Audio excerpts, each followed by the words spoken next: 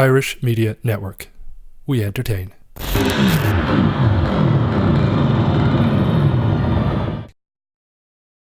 What's happening, guys? It's Dara back down here at the Menagerie once more for Twitch. We've invited along one of the most in-demand selectors at the moment. It's Courtesy.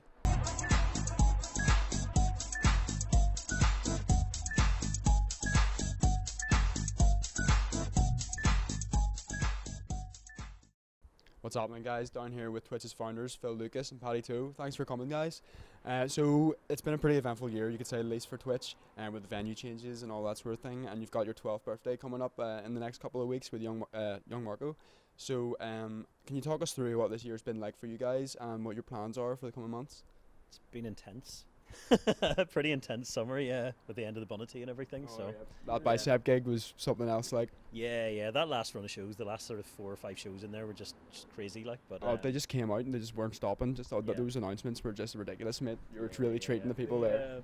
That Midland gig is probably the best gig I've never mind put on been at in the last couple of years. It was just a different level of DJing, like just someone who's just. He's fantastic. I saw him a couple of years ago back when he played Twitch, and he was phenomenal. Like, he's a real talented guy. He's on top of his game. It was 3 decks all night. That's some feat. Like, so have you got any gigs that you'd be able to discuss with us coming up in the next few months? Well, yeah. Go ahead. Okay. Are we exclusive? Well, after our birthday, with young Marco obviously for our birthday, and then we have Object. That is at the end of November, and then we've Orla and Avalon Emerson back to back playing in December, and then a couple more to round out the year. So we'll keep those under our hat. That's some lineup you've got going there, like. New Year's Eve free as well. That'll be Not saying anything about that though. That's our next gig in here. It'll be the bit of Hessel Audio. The final gig of the year. Good Hassel Audio show was fantastic. So are you excited to see Courtesy later? I myself am really buzzing to see her. Like, she's been one of those ones I've been meaning to see for a while now. Can't wait. It's just great. Not any set of check, just some class techno. So fantastic. For in there, just big sweat box. exactly. Well, one of those DJs that, like, there's been so much hype and sort of buzz around that we've wanted to have her over as well. You know, we're into what she's doing, and another one of those people that we tend to bring over quite a lot that isn't a producer. She's just a DJ, and you know, she's made her name by DJing and just by her selection of tracks. Basically, is just knows her tracks. Like, yeah. And like the video it was actually, the video, we'd sort of talked about it before, but then the video came out of Sonar last summer. Oh, yeah. And it was like her and Avalon back kicked to back. Off, like. It was crazy. Like, she was going all electro and. That's exactly what we want to hear tonight, like. Yeah. Anyway, guys, thanks very much for joining us today, and I'm buzzing to see what happens later, like. Cool. Cheers. Thank you. This has been Dara for About Last Night. Courtesy's playing an absolute belter in there, so I'm way back in.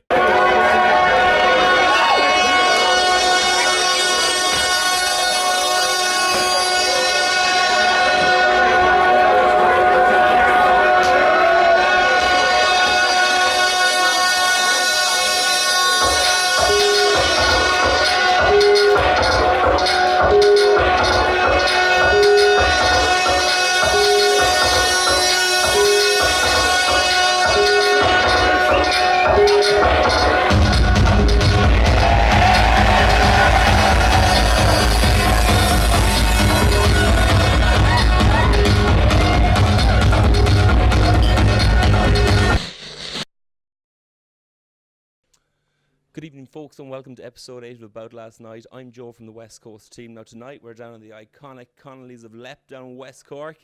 Tonight we're chatting to DJ Stevie G. We're chatting to the boys out of Bon Voyage. There's a launch of Movember here tonight.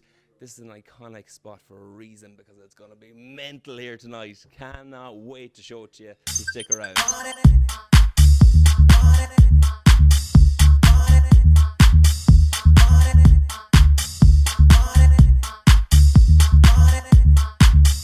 We're back, folks, with Cork DJ legends, DJ Stevie G. How are things, Stevie? How's it going? Very good to be here.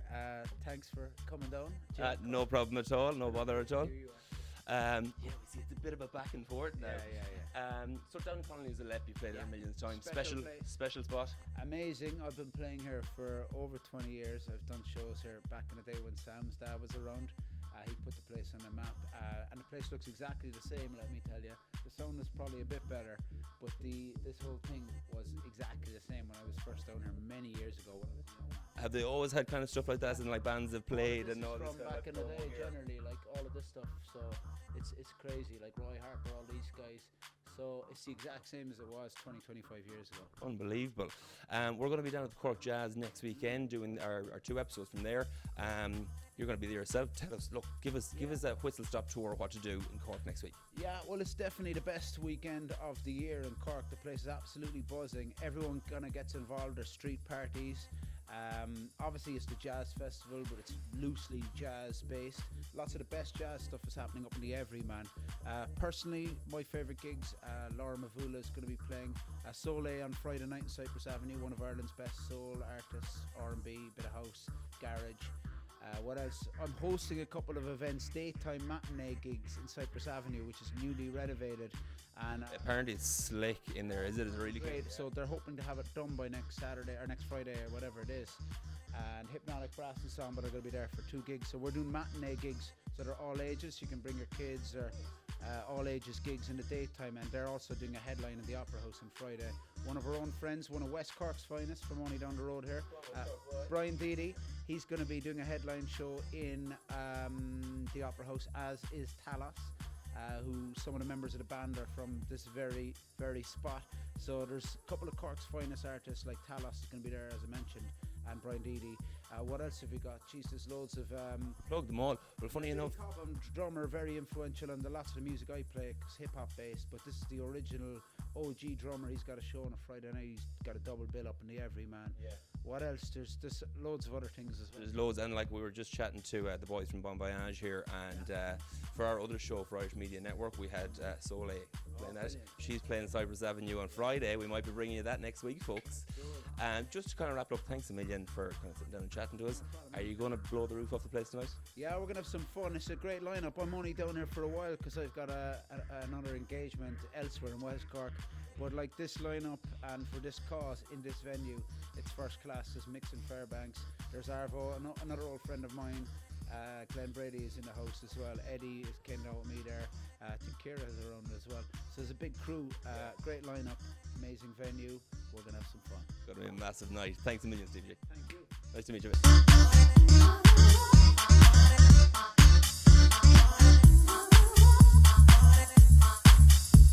I am joined by Arvine and Shaman of Bon Voyage. Lads, thanks a million for having the chats with me. Now, for those of you who don't know, Arvine is going to be the host of our new show, 22 Live, on Irish Media Network, rather. He's joined the family. So, tell us what it's all about. 22 Live, new show, kicking off on the Irish Media Network. Great to be on board. Three bands per episode. They get to play the tunes they want, a couple of tracks each. We interview them. We have a little bit of chat about the music industry, about their lives, about the stuff they're doing. You know, it's 20 minutes, 20 or so minutes of just pure music vibes, really, you know. Nice. And first episode, who do we have to look forward to? Stalwart David Kitt in the house. We've also got West Africa via Sierra Leone meets Maynooth, Ireland. Loa, she's one of the best singers I've come across with, like hands down. She's pure talent. We've also got Soleil, who's one of the rising stars of the Irish singer soul scene. Really, she's a soul singer. She's proper like pop soul vibe. Killed it. So it's gonna be good. Yeah, no, like I've seen some of the outtakes and stuff. The venue looks incredible. The acts seem to have been amazing on the day as well. They really kind of like upped it and just knocked it out of the park. It looked really, really enjoyable to make, was it? Yeah. So we're not telling you anymore. Back to about last night. What do you have, aside from Connolly's left tonight, what do you have coming up in the future? What do we have to look forward to? Bon Voyage got quite a bit going on, actually. We've just finished a new track called High Power, produced by the amazing Ashley Beadle of Express 2 fame. We've also, Joe Wallace from Motown Joe, legendary Northern Soul DJ, has been on that too. So that's done now. Sounding pretty. It's done. It's in the bag. It's in the bag. We're also doing, we're playing in Galway in Club 44, I think it's called. Oh, yeah. On Thursday night, which is next week, and then on the Sunday night we're doing another Movember party in Dublin and Yukio, and then we've got a couple of days in the studio with Misk and with another producer in Northern Ireland, and we're doing a track with Andy Bell, who was in Oasis, and he's also in a band called Ride. So nice. That's in the next like 7 or 8 days. So yeah, we've got a few things happening. You've loads coming up, and don't say we don't bring you the best news about last night. If you're on the West Coast, if you're in Galway, Thursday night, knock along to Club 44. See the boys. It's gonna be unreal. Now, Connolly's of Lep, iconic spot. I'd say a million sessions have gone down here over the years, and these pair of culprits have been at a couple of them. Give us your best Connolly's Lep story. Don't hold back. Don't be shy. The best Connolly's 11 story is the one that will happen tonight. Are you intrigued? I know I am. Any actual story? I think was one day which led into a night. 24 hours in Connolly's is quite a long time. So starting off in the sea, in the ocean, we had to like scale down a mountain and then jump off the side of the mountain to get into the sea. Standard. Standard cliffhanger stuff from Connolly's. And then back here, you know, wonderful food, amazing vibe, did an amazing gig, and then on to the Talos Boys' house where they've got a studio there. Ended up in a jam session, about 30 of us playing instruments. Sarah in the orchestra. Sun Ra vibes, kind of Sun Ra.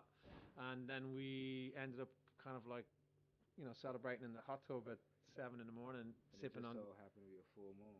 Full moon is in Full Jameson's, moon, as they say, is the key. They didn't even make it up, lads. This is just the life they lead. This is what happens in Connolly's of Lep. We'll leave you with that. Hello guys, it's Saray Ryan here and welcome to another episode of About Last Night. We are here for our gig of the week in Tengu and we'll be chatting to the iconic Cork duo Fish Go Deep. Hey, so I'm sitting with Shane and Greg, the iconic duo from Cork, Fish Go Deep. So you're celebrating your 30 years anniversary here in Tengu tonight.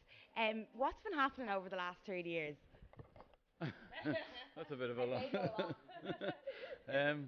Lots. I suppose. I guess we were there 1988 at the start of the whole thing, and got lucky in a venue with a club, a time, the music, everything. We kind of developed our own sound, and we're still here doing it. You know. Yeah, you're still rocking away. You definitely are. So how come tonight we're doing it in Tengu, celebrating the 30 years, the anniversary?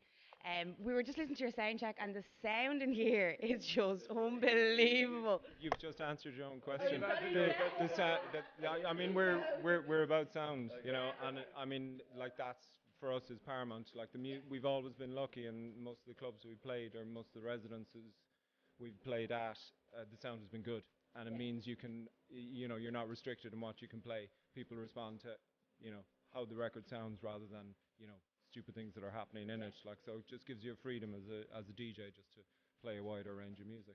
Like originally in the early days in Henry's, like we had a fantastic sound system too, so it meant we could play much deeper music. We didn't have to play the obvious silly things, you know. So it kind of it's hugely important. Now people, it's something like everything else doesn't really matter. No, yeah. If you go to, you know, you go to a night and you're just going, oh my god, and you've had a great night, and then you think, well, the sound was amazing. Yeah. You don't even talk about it afterwards, but you realize that's why the night was so great, you know. Of course. So come back to your Sir Henry's residencies and the parties that you threw as well in Cork. You did a lot of them.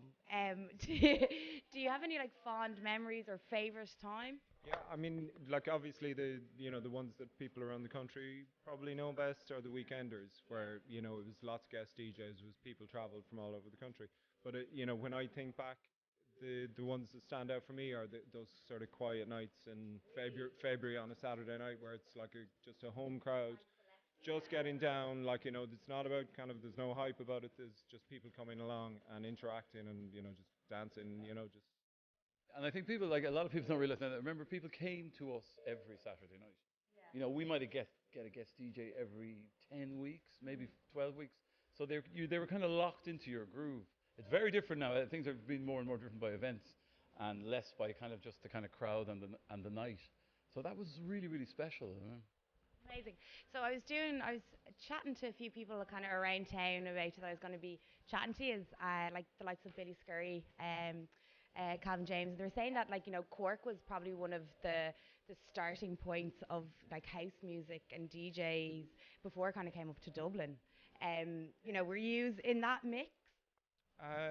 Well, I mean, it was completely, like, again, going back 30 years, Cork and Dublin, and we were very isolated, you know. I mean, there wasn't that interaction, and certainly, like, the internet that kind of basically brings everything together nowadays, that wasn't there. So, like, when we first kind of heard house music in Cork, it was such a new thing. It wasn't something that, you know, you'd heard bits and pieces on the internet. It was like, I heard it on a mixtape, and it was like, what is this?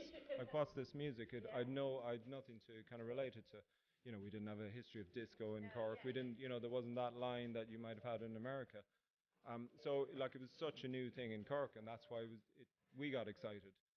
And then, you know, maybe 6 months later we heard, okay, there's some people in Dublin doing this, you know, and, you know, you sort of maybe hook up with them at that stage. Like we would have kind of run into Billy kind of very early on as well, because he would have been one of the early people playing it in Dublin. So Did you go to Temple of Sound? Did you play at Temple of Sound? we did, yeah. Any stories for me? No. No, I mean, my one story, I have to tell this.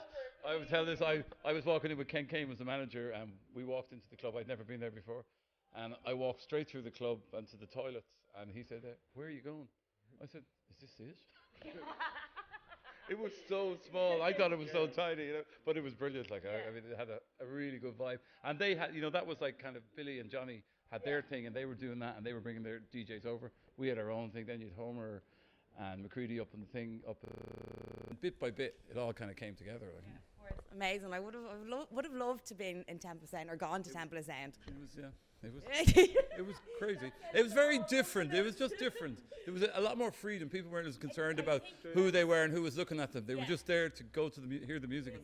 And the nice thing back then is that like each city had its own sound and its own vibe, and you know it wasn't, you know, pretty much these days you can go from any European city and there'll be clubs that are roughly the same, you know. So like back then, you know, they're very distinctive. Each had their own soundtracks, their own like peculiar little tracks that kind of made sense just to their crowd. You know, within the Temple of Sound, and like with us and with the lads up in Belfast, you had these people playing what they really wanted to play and making their own records.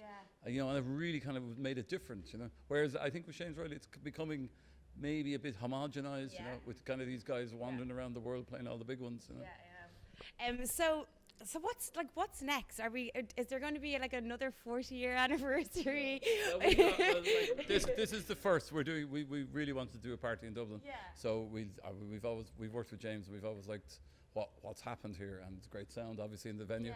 And then we've got 2 sold out nights in Cork in the end of November. And that's it then. Well, that's it from another episode of About Last Night.